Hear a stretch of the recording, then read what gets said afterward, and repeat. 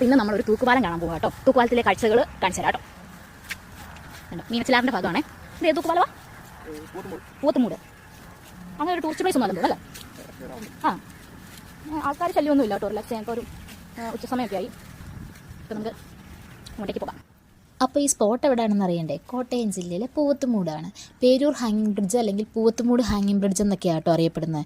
ഈ സ്ഥലം ശരിക്കും ഒരു പീസ്ഫുൾ ആയിട്ടുള്ളൊരു സ്പോട്ടാണ്. ഇവിടുത്തെ സീനറി കാണാൻ ഒരു പ്രത്യേക ഭംഗി തന്നെയാണ്.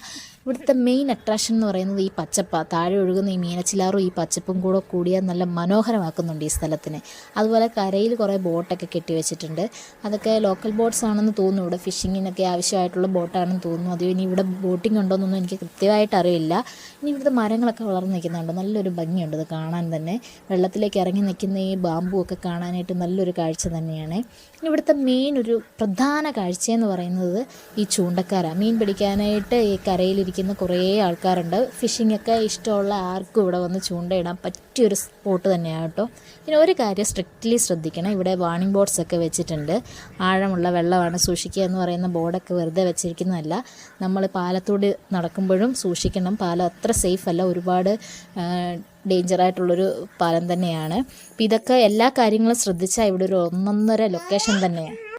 അപ്പോൾ ഷൂട്ടിംഗ് ലൊക്കേഷനൊക്കെ പറ്റിയ ഒരു ഒന്നൊന്നര സ്ഥലം തന്നെയാണ് കേട്ടോ ഇത്.